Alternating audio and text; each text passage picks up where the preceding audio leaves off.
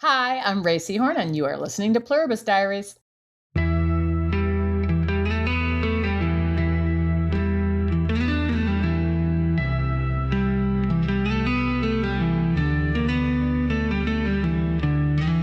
Well, hello again, everybody, and welcome back to Pluribus Diaries. I'm Annie.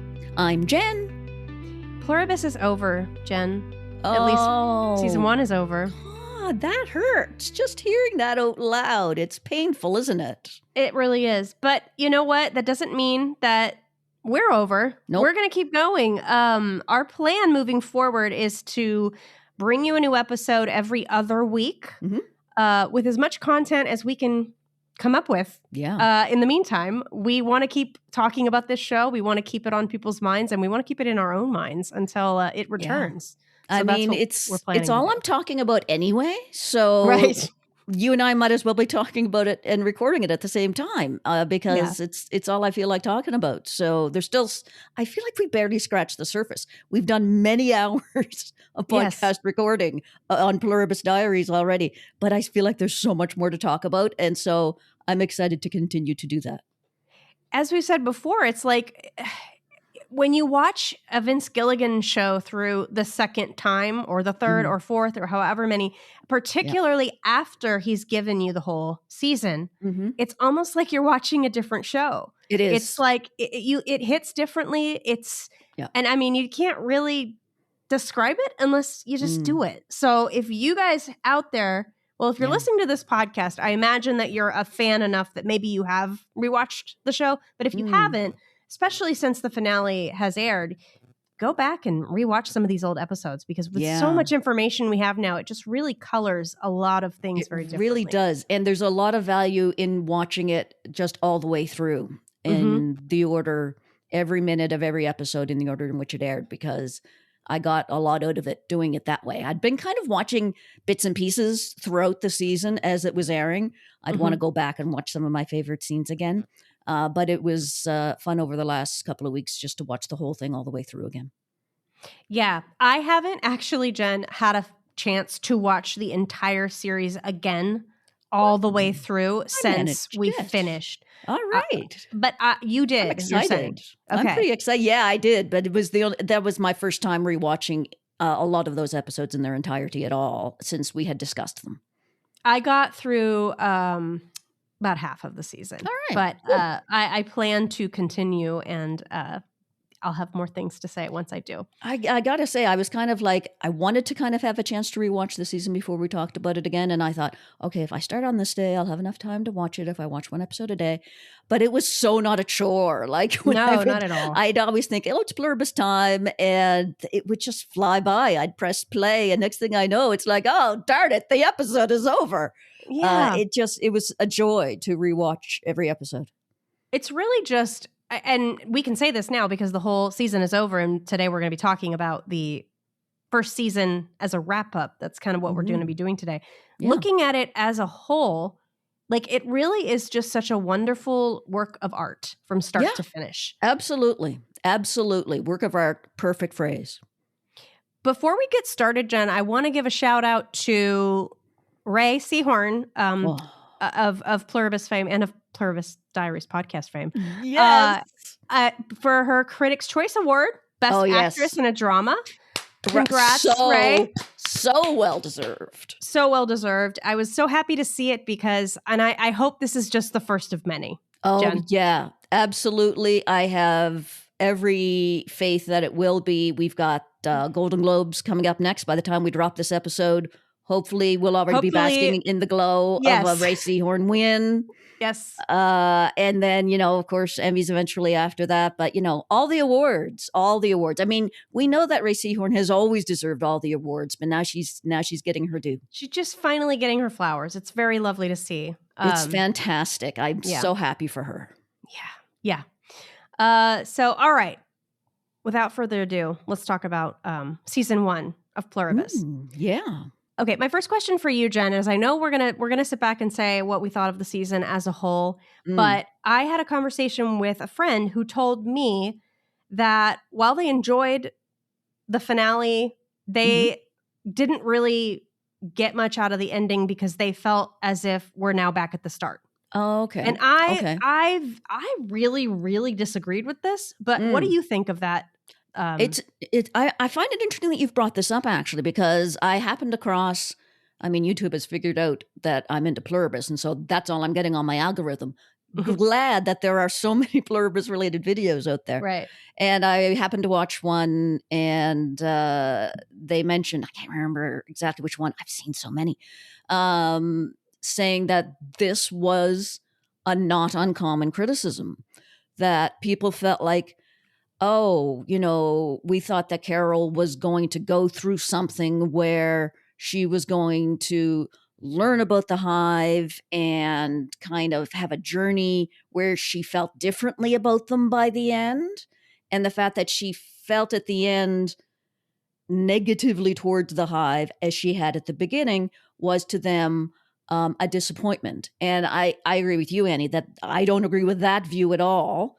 I never saw it that way. Maybe it has something to do with how you view the hive. Like, I never thought of the arc of the season at all as heading towards, oh, well, Carol is going to make peace with the hive, and that's the arc of the season. That never occurred to me, and it would have been weird to me if that had been.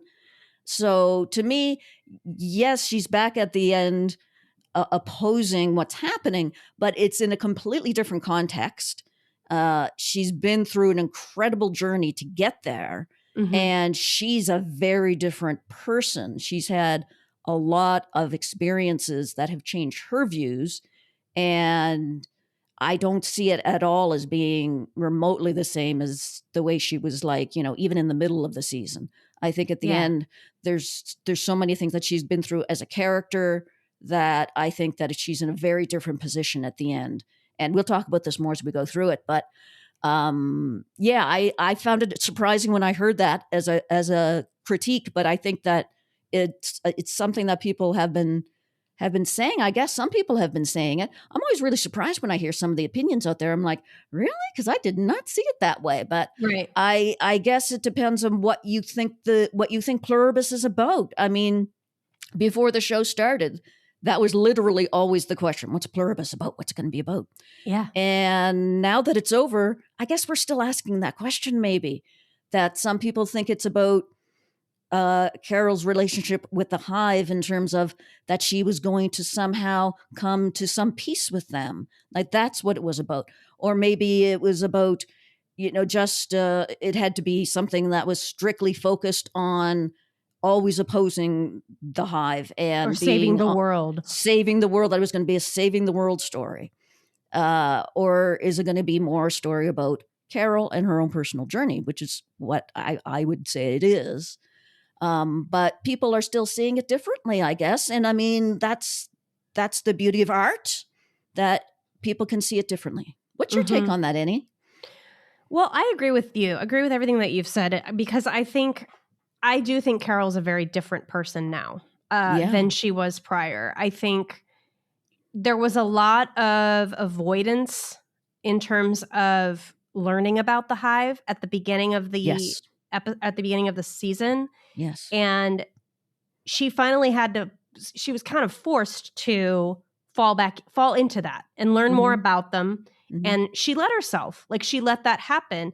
And so I think that action alone shows tremendous growth as a character, regardless of the outcome, regardless of where that led. I mean, she has no control over where that is going to lead, but she's learned something we all watching the show, and Carol have learned something very, very important about the hive that I think is going to sort of change her viewpoint moving forward, even more so than how she felt at the beginning, because now she's going into it with knowledge. Now she's going in, she's tried the quote unquote heroin from the drug dealer. You know what I mean? She's been there. That's now, right. That's right. Not as close as she can without turning. She's gotten as close as she can without turning herself. Absolutely true. Yeah. She has experience. She's almost become one of them. She's come very close. Yeah. And Carol from, episode 5, even, up to episode 7, didn't have that. And so I don't know. Yeah. I see it as a great journey. And in a way, it is a bit of a reset in a way, in terms of, okay, well, we're now back on track. Like we are back on track. Yeah, like we've gotten off our mission, but now we're back on track, and we have help. We have a new development, which is the addition of an ally in Manussos. Mm-hmm. Absolutely. And a lot more knowledge that Carol has gleaned in her interactions with Zosha as well. And I see that it's about, to me, the season is about sort of this kind of unique hero's journey that Carol went on. Her being, a very, very reluctant hero, to the point of like pretty much saying, no, not me, at the beginning of the season. And becoming useless eventually, at a certain point. Becoming kind of useless at a couple of points, probably. Yeah. And being very resistant to that, and being extremely stubborn and like sort of bullheaded towards the hive, like you said, very like, I want nothing to do with them, like Manussos. At the end. That was Carol at the beginning. And then sort of at some point she becomes a bit like Diabate, where she decides to dip her toe into the river that is the hive. And, she loses the fantasy. She falls into the fantasy. She kind of loses herself a little bit. And that's part of what makes her an interesting character, is that she doesn't do everything perfectly all the time. She almost never does. Yeah. But it changes her. This having experienced the temptations of the hive, she's been through that. It's been an incredible challenge and struggle, and she has clawed her way out. I love the fact that she claws her way out. She figures out what's really going on with Zosha and the eggs and what they really have in mind for her. And she gets herself out of that sort of spell that she was under. It's showing real agency, which is great to see. She's great. Not, like it wasn't Manussos coming and like snap out of it and slapping her in the face. And she had to come to that realization on her own, because you don't really know if you've got someone unless they have come to it on their own, which again is the whole message that we're dealing with in this whole thing. Like, okay, so true. Whether these people are happy or not, are enjoying their life or not, they didn't ask for this. It was thrust upon them. Literally the only person in this entire story who has made the choice to do this is Kusamayu. Yeah. And we'll talk about her a little later, but that, it's just so, I think it's so great to see moments like that, like you said, where Carol or any character is showing their own agency. They're making their own choice. Even Kusamayo to that extent, up to a point. It's really nice to see. I think too, the irony, of the most miserable world, or what is it? The most miserable person on the planet, has to save the world from happiness or something. Yes. Her like, that's the whole tagline, is just to save the world from happiness. And then at a certain point, she chooses to the only thing that is going to keep her from saving the world is to fall into that happiness, quote unquote, happiness. Yeah, that's right. And that's the only time in the entire show when she actually chooses to be happy, or chooses to attempt to be happy, is when she's failing us. She's failing the world. At least if you look at it that way, which is how I look at it. She is failing us as the viewer. Which again, I mean, I said it at the time, bold move, but failing us as the world. Like, I'm assuming I'm part of the hive in this world. Yeah, like, save me, Carol. Yeah. Like, save me, Carol. Save me. I think, and I'll take it a step further and say she's failing us as viewers too. I felt like she was failing me when I was watching it, and I think it was a bold move to have your protagonist kind of distress the audience for a good couple of episodes with her choices, where I felt like I was strongly disagreeing with what she was doing. I felt like we were losing her, and I think she probably, on a certain level, felt like she was losing herself. I think that because of that isolation that was enforced upon her, it broke her to a certain point. Yeah. And no wonder, with all of the shit she went through. Yeah. Even before the isolation. And the Carol after that, in episodes 8 and most of 9, is very different. and has lost a lot of her agency, I think, and a lot of her autonomy. You know, when she goes with Zosha, when they depart upon Manuso's actions in episode 9, she doesn't even seem like she's even thinking about it or making a choice. It seems like she's just like she has no choice but to go. Yeah. And I feel like she loses herself, and we as viewers lose her, and the world loses her for a couple of episodes. But it makes it so satisfying to get her back at the very end. Mm-hmm. Like you said, I feel like you said on our last episode that like if the season had ended with Carol remaining the pod person that she was the past couple episodes, it would have been disappointing. Like I don't think that would have been growth, but it would have been not the kind of growth we wanted to see. No, you know, like it would have hurt. Been. Yeah. It's painful. I find it painful to rewatch episodes 8 and 9 for that reason. Yeah. Because of it's not the Carol I love, and it's not the real Carol, I don't think. And it's tough watching that, knowing that, you know, this is just a reaction to all of the crap she's been through, that this is a trauma reaction she's experiencing, and seeing her acting this way and just knowing that this isn't really her. And it's hard. It's hard watching it because I love me some Carol. I love real Carol. I love Carol's episodes 1 through 7. Yeah. And I missed her for a couple of episodes there. And it's tough to rewatch those episodes, but they are very important. Every episode is important. I mean, sometimes when I was watching them, okay, there were occasional scenes that I will say at the time I said, why did this scene have to go on quite this long?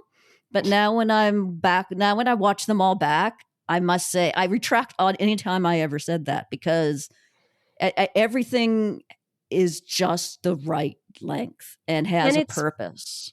Yeah, it's purposeful. It's been fretted over. It's been thought about and laid out at a certain length for a reason, you know? And like what I love about Carol's journey too is that we may not agree with every single one of her actions. There are probably many actions that I don't agree with that she is making, but there are no actions whatsoever that I don't find believable. Absolutely. Or yeah, human. Well said. Yeah, absolutely. Absolutely right. And understandable. Yeah, justifiable. Like justifiable. Even when I hate what she's doing, I get why she's doing it. And that's not an easy thing to pull off as a writer or as an actor. And they did manage to pull that off, because a lot of the times characters in a TV show will act in a way that maybe doesn't make total sense, but it serves the plot. Yeah. And it's so clear that Pluribus is one of those shows where the plot serves the characters. And you certainly don't see that a lot in sci-fi and shows of this genre. And it's, to me, really exciting to see. It's just a testament to that murderer's row, as Ray would say, of writers that they have in that room. I mean, speaking of those writers, you have a little rundown, right? A little tally of everyone who contributed to this season of Pluribus. I had a little look. I'm not gonna shout everyone out because we've done that in each of our episodes. But I just wanted to have a look back when I was reviewing the season today to kind of get a sense of overall who were these people that were in charge of this show. And what strikes me when I look at it is how many different writers and how many different directors put this show together. And yet, to me, every episode feels seamless and continuous, and there's so much consistency in terms of the plot, the characters, but also, the look, the direction. Yeah. And that's obviously a lot to do with Vince because he's there throughout, but they obviously work really well together as a team, which is exciting and wonderful to see. 9 episodes in total, of course, and we had a grand total of 7 writers. So the repeat writers we had were Vince, who wrote the first 2 episodes, and Alison Tatlock, interestingly enough, who wrote Please Carol and the finale, La Chico o El Mundo. 7 writers, interestingly enough, 4 women, 3 men. Like that. Love that. We're kind of noticing that during the season, how many women were involved in the making of the show, which I love. Directors, we had a grand total of 6 different directors, which still amazes me that there's 6 different directors involved. Yeah. How consistent it looks. Well, and the only repeat was Vince, right? Vince and Gordon Smith. Yes, sorry. Gordon Smith wound up doing 3 episodes, which is amazing. And he also wrote an episode as well. Mm-hmm. And so of the 6 directors, we wind up with 3 women, 3 men. So even Steven, awesome. Which I think is even rarer for directors to have that many female directors. Mm-hmm. And so it's basically sort of even across the board with directors and writers, men and women, obviously all very talented. And I just get a very strong sense from listening to the official podcast, from everything that Vince has said when he speaks to these folks and speaks of them, that they're all just people whose work he admires. Simple as that. He gives no consideration to their gender whatsoever. And this is what happens when you get to know a lot of different people in the business and don't just live in some kind of boys club somewhere, the way a lot of shows, I think, wind up being run. Yeah. He gets out there, he meets people, and he gives them a chance. And yes. I love that. Yeah. No, that sounds completely like Vince from what I've gathered. I really love that about him. It makes me think too, Jen, like how far have we come from even, what was it, 2018 when we were watching the X-Files revival, and there were 10 episodes, 2 female directors. Yeah. And we were like, yay, that's so amazing. We were so excited. But like just thinking of that and then looking at this now, I mean, and I know there are fewer directors, I suppose, but but the fact that it's just right down the middle, that's amazing. That's what it should fantastic. Be. And I love that. And again, I don't say this because it matters with gender, but in terms of representation, and particularly a show that is led by a woman, it's really nice to see. And then it makes me believe writers as well. The more women in the writers' room, it does make a woman's journey more believable and more authentic. And I mean, look, we can look back at the X-Files multiple times where we have pointed out and said, this is inauthentic. If they had had some fucking women in the writers' room, this would have been better. And it's true. And it's not because women are better. It's because we need all these different voices to create art. Look at that. I brought us back around to Pluribus again. Nice. We need all of these individual, unique perspectives to create something that feels authentically human. And that's what they've done here. And I love it. Love it. Really very beautifully said as well. And there's just a difference when you're watching a woman's story when there's women involved in writing. Like, I'm not saying I can always tell, but sometimes I can. And I mean, we have discussed it on the X-Files more than once. And it's one of the things I love about Carol as a character is the fact that she isn't sexualized at all. She's not like super feminine. She's not like a lot of characters on TV. Not at all. Yeah. There's no sense, not to be all, sort of hoity-toity with my language, but there's no sense of like the male gaze in how she's portrayed. No way. Yeah. And that is rare, I think, for in my experience on television. Too rare. I think, and I don't know if I can speak to the earlier like work of the X-Files or whatever, but I feel like there's not too much of that in Vince's work in general, in terms of like Better Call Saul, Breaking Bad. Like Kim Wexler was treated very much the same, I would say.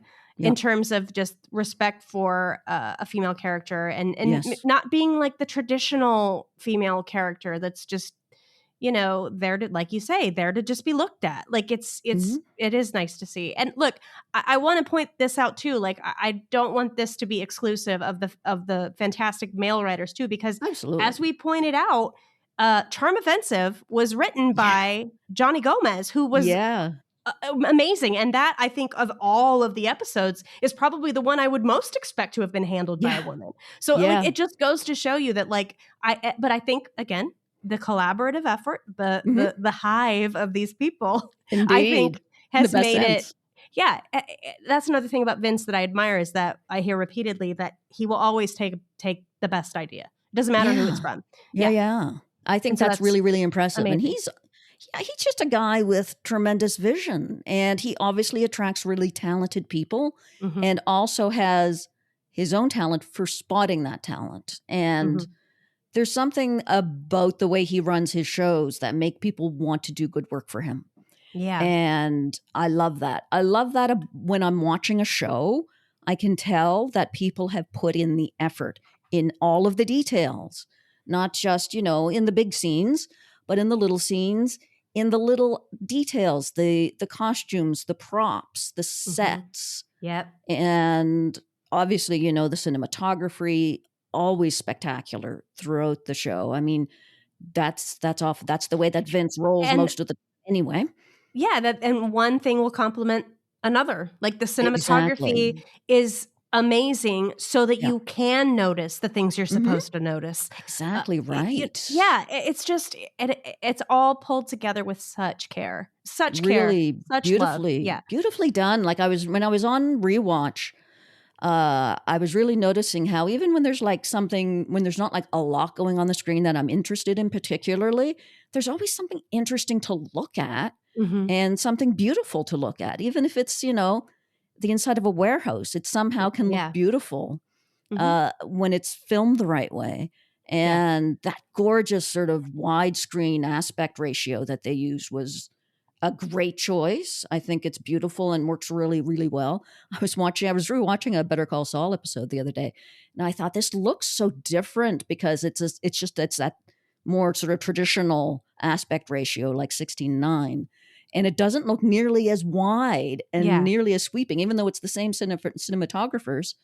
It didn't look the same. So I'm really glad that they made that choice when they filmed Pluribus to go with that widescreen, because they used every inch of it and used it not just extra, to look extra widescreen. I always notice extra widescreen. When I pull up my Apple TV to watch it, it's funny because like the Apple TV logo is just kind of a normal one, and then it goes to like the watch the podcast, whatever, it kind of slims down a little bit more, and then I'm like, okay, that's pretty, and then it slims down even more, and I'm like, oh shit, yeah. I had to look it up. Apparently, I still can't really believe this is what it is, but apparently it's 2.39 to 1 ratio is what they call that. It's, I guess, also known as cinematic widescreen or scope, apparently. Yeah. I'm learning.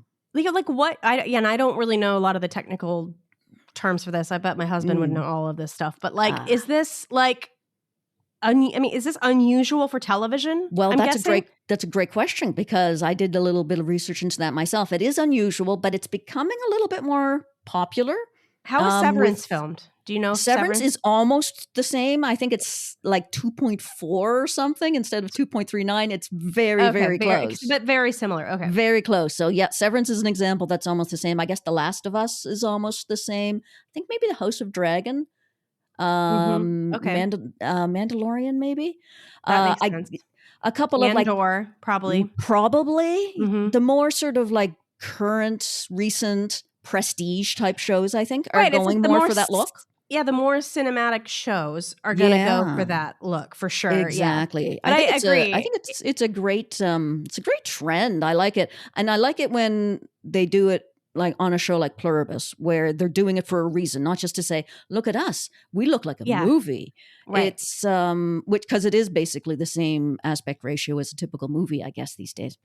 But they're doing it for a reason, and they're using it. And I suppose the fact that so many people have humongous TVs these days makes it easier to get away with that kind of aspect ratio as well. Mm-hmm. Can you imagine watching Pluribus on like your television from the 90s or like it would be weird, you'd be like squinting like, okay, wait, what? I remember always being like snobby about that. When I would get a movie, I would be like, oh, it's letterboxed. That means that they didn't have to cut any of the frame. And I was always so excited about that. Like little did I know there were probably like a million different kinds of letterboxing, but Yeah, no, but that was a big deal, wasn't it? You and I are old enough to know, to remember when that was a big deal. Yes. Yeah. And then you'd be so disappointed when you put in like your VHS and it would be like, this has been adapted from its original version. I'd be like, fuck. Like, then it's going to be that pan and scan shit. To fit your TV. Yeah. Right. Oh, pan man. and scan. I forgot about that. Yeah. But I do wonder, it's interesting to wonder, because, in today's day and age, we have the huge TVs, but we also do have a certain number of people watching on their phones. Mm-hmm. But luckily the phones are made widescreen. It would be the right aspect ratio, but it would be quite small. So, but you know what? I did a lot of my rewatch on my iPad, and I still thought it looked spectacular. So I think it looks great at any size. Yeah, I think that's true. I mean, it's just, I'm very visually inclined. Like I love watching shows where we really have to be focused on the image on the screen, because I'm always like, what is this telling us? What is this image telling us? What does this mean? Why is it framed like that? Why is that up there? Like, I'm very much that person, even though I don't always fucking know. And I'm always like, okay, I don't know what that meant, but it was really pretty. But I'm always searching for that. You know what I mean? Like I think, and I think with Pluribus in particular, I would say the same for Severance, only because we just brought it up. There's a lot of that, and there's a lot of meaning in the choices that they're making on how to set up certain shots, how to frame them, the color saturation, all these visual choices that they make are all just so intentional. So much. Yeah. It's really rewarding to watch it. And like, I've watched some scenes with the sound off. I think I might watch like entire episodes that way, because you do get a whole other different experience. I just look for the color sometime. I'm just like, now that I hear all these color theories, I'm like, my God. Okay, where's the yellow? Where's the red? Where's the blue? Like, I'm getting obsessed. I'm getting obsessed with the colors. Yep. And I haven't quite figured it out yet. I've heard a lot of different theories. Well, I've heard a couple of different theories. Yeah. And I still haven't quite heard anything that I've quite been able to put together solidly. All I've been able to see so far, with my own sort of not very well educated eyes, is there's a lot of blue and a lot of yellow in different scenes in different ways, and some green too, which makes sense. That's a combination of blue and yellow. Those are the colors for the vast majority of the show, at least after episode 1, which has all the colors of the rainbow, generally speaking. Yeah. And then from, I'd say, 2 to 7, it's a lot of blue and yellow. And then in episode 8, we get to know red. Red is introduced quite a lot in episode 8. And we know why. Is it the sex? Is it the love? No. Is it the passion? Is it emotion? What is it? What do you think it is? Okay. Well, I think red is like danger. An indication of danger. Red alert. Yep. And I mean, this was also kind of the case in Better Call Saul. Like, red was repeatedly, and Breaking Bad to that extent, red was repeatedly used as sort of a criminal, like the criminal element. Like, you'd see Nacho wearing red a lot. And like when as Jimmy kind of became more into Saul, you'd see more brighter like reds and pinks and like different, like, those sorts of colors. Yeah. And then even when Kim was starting to sort of turn and change a little bit, you'd see like that palette show up. You'd see like more reds and like pinks and things like that. Now, I don't want to say multiple times, but that's the only time you're seeing that. So again, it's not like a code to be cracked. Like, I don't look at the color theory as, okay, this means this, and so that must mean Zoja's a fucking devil. Like, that's not what I'm thinking, even though I'm kind of thinking that sometimes. I'm kind of thinking that. but I'm just saying is, like, don't necessarily think that means, hey, this is a clue. It's a clue. But it doesn't necessarily mean this is the answer, if that makes sense. I know, because I've seen some theories online that sound really convincing in terms of, this is what blue means, this is what yellow means. And I'm like, okay. But then I rewatch the episodes and I'm like, this is not holding up, this theory. But I mean, I feel like they chose blue and yellow for a reason. I'm just not sure what that reason is. Well, I think that yellow is, I like the choice of yellow because you think yellow would make more sense as representing the hive because of the happy face. I feel like yellow's the happy face. Yellow's the happy sunshine traditional color. Happy color, whatever. But like, what we've heard is that it's about individuality, which I think I mean, I like that idea, but I don't think that quite holds up either. I think it tends to be used more often for the individuality, but I think it holds up sometimes. Sometimes it does. And the cool thing is that when it does show up in a thing that you're in a scenario where you're like, I don't really know if this makes sense. I like just kind of working it over in my brain and trying to make it make sense. I find it fascinating. I must say, this is the kind of thing that you can really do on a rewatch too, is really dig into the colors. I was really taking note of them this time. And yeah, I haven't quite figured it all out, but it all means something. I'm sure of that. Clearly was all chosen carefully. Yeah. And it was an interesting conversation on the official podcast when they were talking a little bit about all the post-production colorization that happens. Right. And sometimes I forget how much they do in post that changes the color to look a certain way. Not dramatically, obviously, but every color has a certain purpose, and they've made it look a certain shade in a certain way for a reason. And I mean, I've seen more than one person online saying, thank goodness we have color at least, because it's such a trend now to have things very desaturated, right? Yes. And oh God. Thank Stranger goodness. Things. I'm looking at you. Oh, really? I haven't watched Stranger Things, but I believe it. It's just, it's very popular to do it that way. I think that there's this vibe that it makes it a prestige show if it's got these desaturated colors in it. I don't know. Yeah, I don't know what people are thinking, but it's a look. It's especially on Netflix. Yeah, I'm a very visual person, like I said. So when I see stuff like that, I become immediately just less interested. Just like, it's almost like a physical reaction. Like I'm like, oh, this isn't interesting. Where's the color? Like, where is the color? And I like the fact that they take something as, necessary and normal as color and do something with it. They're doing something with it. Still not totally sure exactly what, but they're definitely doing something with it. And I appreciate that, because that makes it just adds to the interest. And like you say, Annie, it's a very visual show, and like to the exclusion of dialogue at times. And it demands the audience pay attention. Not because I don't find it like a super hard show to follow. Like, no, I mean, it really isn't. Just look at the screen, everyone. As long as we're all looking at the screen, we're going to get what's happening.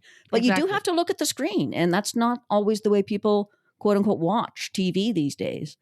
And you're not going to understand the story if you're not looking at the screen. And you're missing out on a lot of what makes it a great show as well. Well, yeah. I mean, while we're talking about this, let's talk about it. I mean, let's talk about the critique that I feel like I've heard over the course of the season by people not liking the show, which is like, I haven't heard really any critique other than it's slow and it's boring and nothing happens. Yeah. This is the critique that I continue to hear. And I'm not just saying this because I love the show and I'm on a podcast about it and I'm talking about the show all the time, but I honestly don't fucking understand how anyone could think that. Like, I really don't. I don't understand, if you're watching the show, if you're engaged with the show and you're paying attention, how you could think even the long scene with Carol in the mini mart with the message where she's scratching the thing and the drone comes and all. How can you be watching that scene and say that nothing is happening when there are lots of things happening? And most of them are happening on Ray's face. And if you're looking at your phone, I can see, like, I know this is the critique. Everyone says, oh, stop looking at your phone, looking at your phone. Like, people are looking at their phone. And I think people are conditioned if there's a shot that's staying still and there's really not a lot of action happening and it's not clicking and it's not changing from shot to shot, you're going to reach for your phone. You're going to like scroll, what's going on?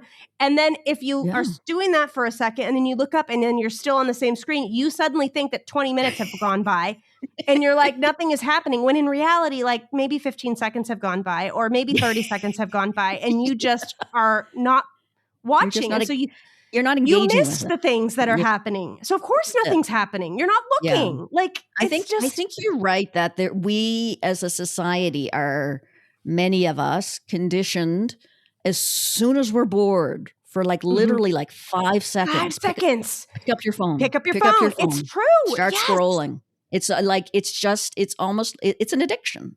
You could be in the middle myself of included. doing something. Yeah, you could be in the middle of doing something, and you're saying, I don't know, everyone in the world just like has undiagnosed ADHD or whatever, but like suddenly you're like, oh, I this what I'm doing is not engaging enough. It's not engaging enough. I need to be doing something else, and I need to get the brain firing. I can't. Yeah. My brain cannot be quiet for like 5 seconds. I need to keep it stimulated visually and sort of with information. I need to keep feeding that information into the brain constantly. And if the information isn't stimulating enough, nope, pick up the phone. I think it is a habit. And I think that it's something that a show like Pluribus, you need to put that phone away, put it in a drawer, lock it away. Yeah. And you'll be richly rewarded for it.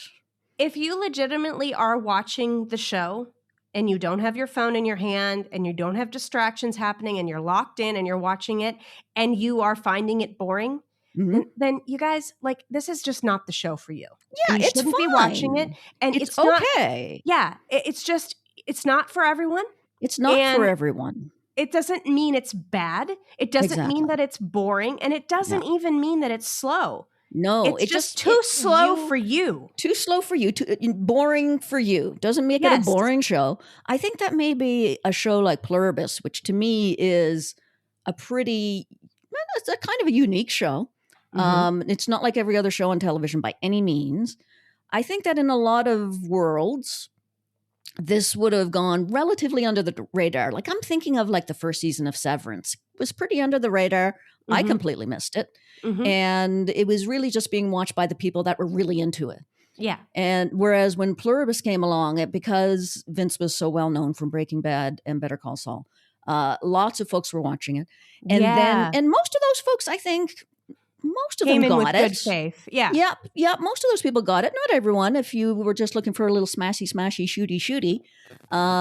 But I think as it caught on in the culture and more people were talking about it, I think there was a bit of FOMO going on. People wanted to watch it because everyone's talking about it. I want to see what it's all about. And maybe they were not normally people that would watch a show like this. Exactly. Yeah. And that it was not the show for them. And that's okay. Yeah. And there are like segments that are longer than people are used to watching on television, in which not as many things take place in a plot obvious way than we're used to. And that's part of what I love about it. Because I mean, you hit the nail on the head, Annie, when you said most of it is happening on Ray's face, because I mean, I can watch her do anything and I find it fascinating. She's telling the story with everything she does and every expression on her face, and they take full advantage of that, which I love. And if you're not engaging with it that way, and if you don't find that engaging, if it's not the right kind of show for you, then that's fine. Don't watch it. Just, you don't have to get angry about it. Some people seem kind of annoyed, like, how dare this show not be good? Yeah, they've like, and okay. And I think that this is, and I've seen this a lot because I've been present in fandoms, which I don't recommend to anyone. Yeah, it's not for the faint of heart. No, but like, I see this a lot, and I think it's a human response. I don't think it's like an unnatural response, but I think that there's this sort of almost contrarian reaction that people have when something is popular or people are liking something and you don't, or you don't get it for whatever reason. You turn on it. You suddenly get angry at that thing. And I've been guilty of this myself, Jen. Me too. Yeah. And so it's not one of these things that I'm sitting here and judging people for doing it. Everybody does it. But it's just, I am going to, sit here and defend the show that I like for people that don't really need to be unnecessarily hating on it. But the thing is, I think they feel like their voices need to be loud and heard because it's so popular. Like, I think so. Like I can't just let this show. How dare this show be popular? It's fucking awful. Like, and I think people get in their heads and they genuinely believe that.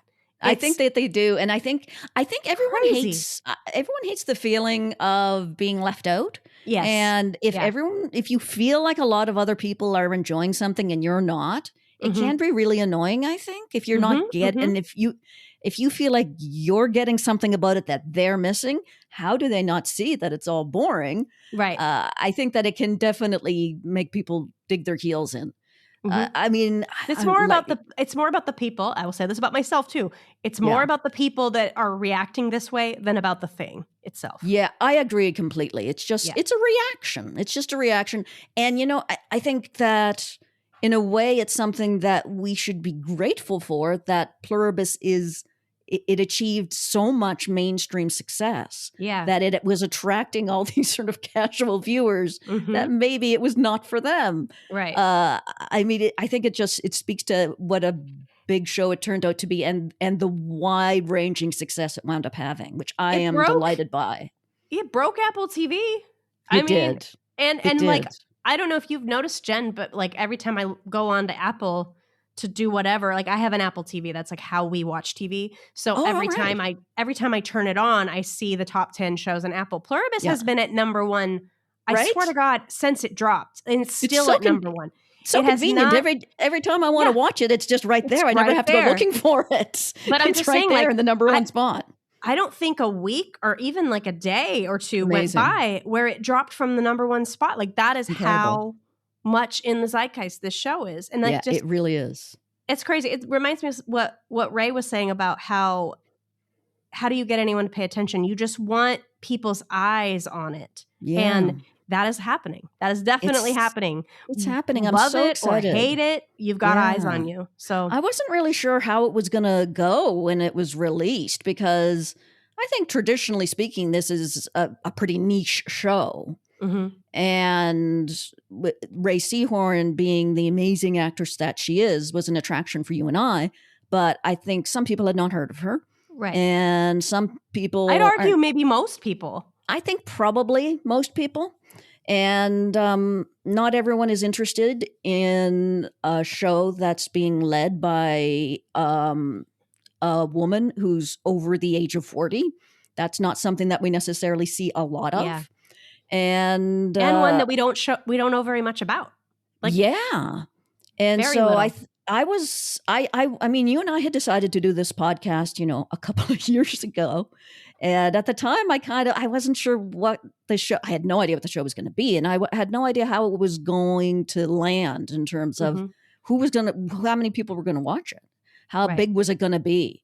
And the fact that it's as big as it is, you'd think that I worked on the show. I just feel so delighted and somehow proud of it, as though I had anything to do with it. But I'm so delighted by how popular it's been. And despite the fact that it's a little different and a little quote unquote boring and a little quote unquote slow, I think in a way, part of the reason why some people have struggled with the pacing has been because of the variation from the first episode, particularly. I agree with that. Yep, I'm glad you brought that up. I agree with that. It did set a certain tone that changed a lot. Yeah.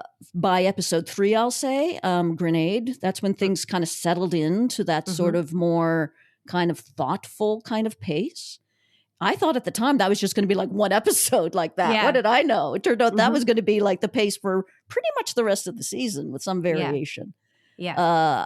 And that was an interesting way to structure it. I mean, I was talking to my husband about this last night, and he said, well, yeah, that was just world building in the first episode. And I said, yeah, but usually the world building episodes are the most dull episodes, quite frankly. You think about the first couple of episodes of Severance, for example, which is coming in handy tonight as an example.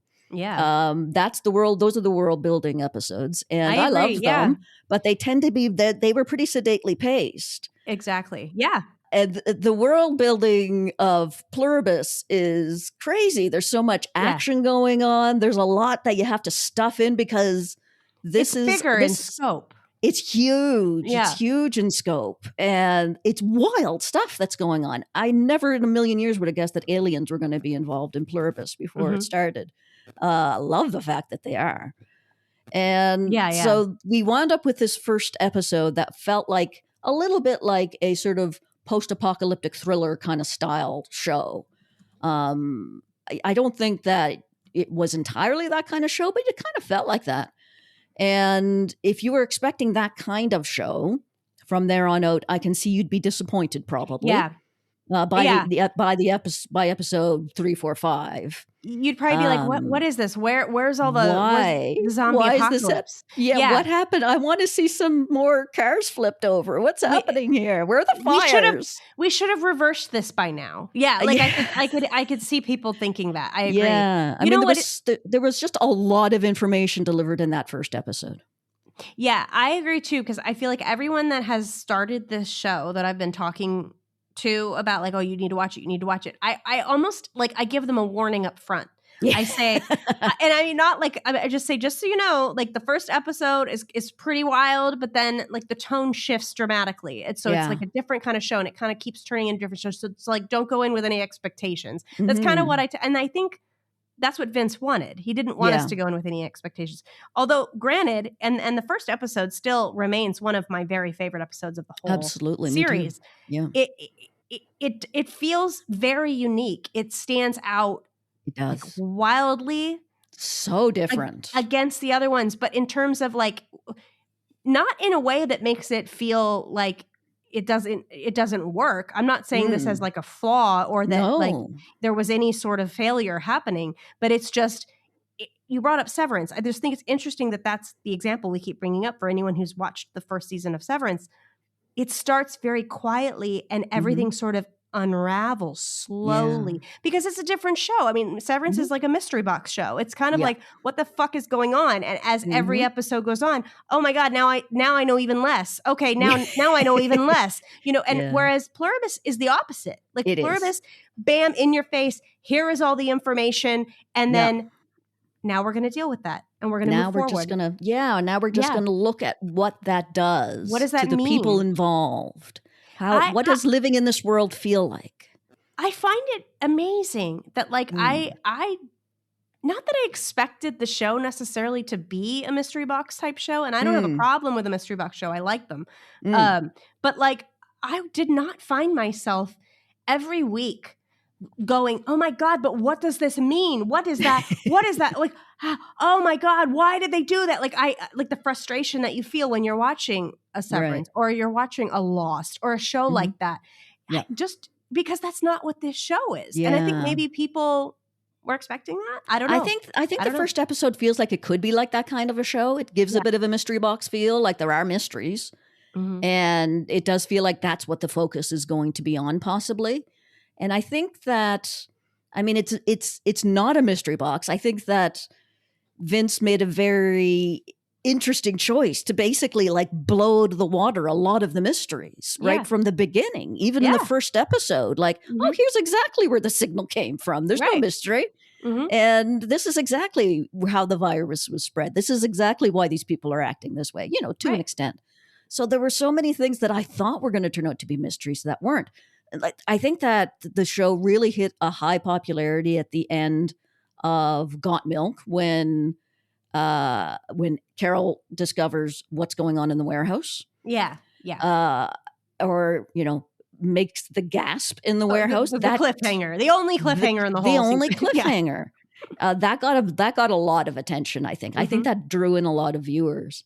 And I love the fact that it's completely undermined in the very next episode. Like, we have this amazing revelation.